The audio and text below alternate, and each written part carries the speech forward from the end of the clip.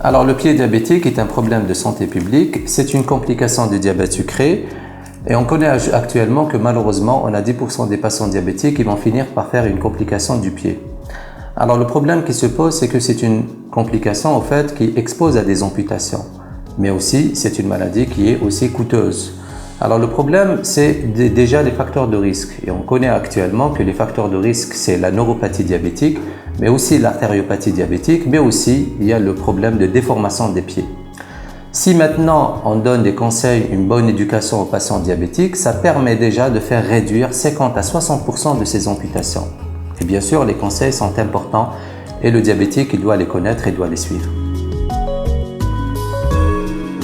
La toilette des pieds est une étape qui est importante. Le diabétique, il faut qu'il sache qu'il doit se laver les pieds régulièrement et quotidiennement. Et bien sûr, avec quoi on se lave? On se lave avec de l'eau tiède et avec du savon Marseille, sans utiliser donc les détergents qui peuvent éventuellement entraîner des lésions au niveau des pieds. Alors bien sûr, on doit examiner les pieds régulièrement et bien sûr, le diabétique doit toujours, quand il examine les pieds, c'est surtout entre les orteils. Alors là, on recherche ce qu'on appelle les intertrigaux, encore appelés des biha en arabe.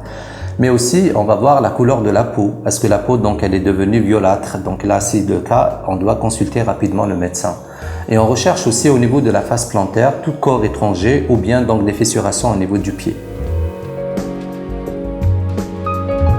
Les mycoses du pied diabétique, ce sont des complications infectieuses qui sont réellement très fréquentes chez le patient diabétique.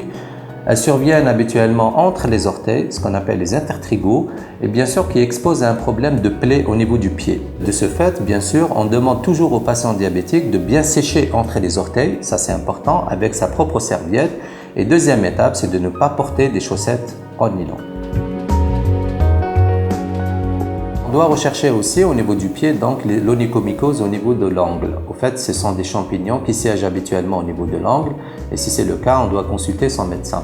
Alors maintenant, il y a aussi une chose qui est importante, c'est comment couper les angles. Au fait, on utilise habituellement donc des ciseaux abourants et bien sûr, on ne coupe pas à ras, on coupe haut et bien sûr, on lime avec une lime en carton. Un autre problème au niveau du pied diabétique, c'est la sécheresse de la peau. Bien sûr, qui peut entraîner l'apparition des callosités, mais aussi des crevasses ou bien donc des fissures au niveau du talon. Et le diabétique ne doit pas utiliser des objets tranchants pour enlever ces callosités parce que ça peut être une source d'infection. Et bien sûr, ce qu'on conseille aux patients diabétiques, c'est l'hydratation en utilisant quotidiennement une crème hydratante. Parmi les facteurs de risque du pied diabétique, il y a la neuropathie diabétique qui expose à l'insensibilité des pieds. Mais malheureusement, il y a 30% des patients diabétiques qui souffrent de douleurs.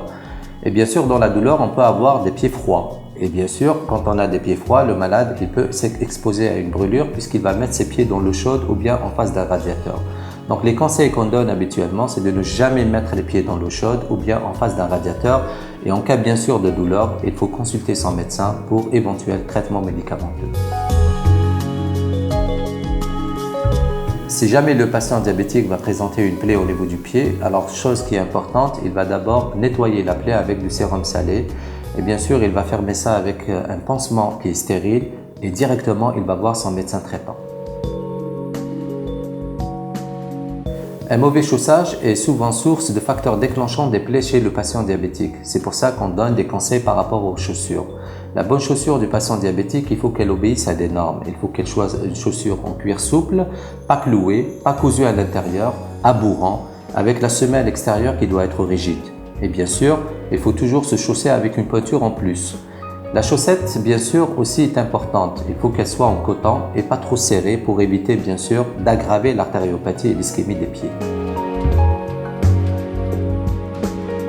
Enfin, on va terminer avec quelques conseils pratiques par rapport toujours à la prévention du pied diabétique. C'est d'abord par rapport aux patients qui présentent des intertrigaux qui sont récidivants. Donc, on leur conseille la pratique de tayammum qui permet tout simplement une cicatrisation rapide de ces intertrigaux. Il y a aussi l'utilisation des colorants qui sont contre-indiqués chez le patient diabétique, essentiellement l'utilisation du henné. Parce que le henné, c'est un asséchant, mais en même temps, ça permet de masquer une plaie qui est déjà existante. Et enfin, il y a le rôle de l'activité physique qui est très importante parce qu'elle permet donc d'améliorer la circulation collatérale, mais bien sûr à condition que le patient soit bien chaussé.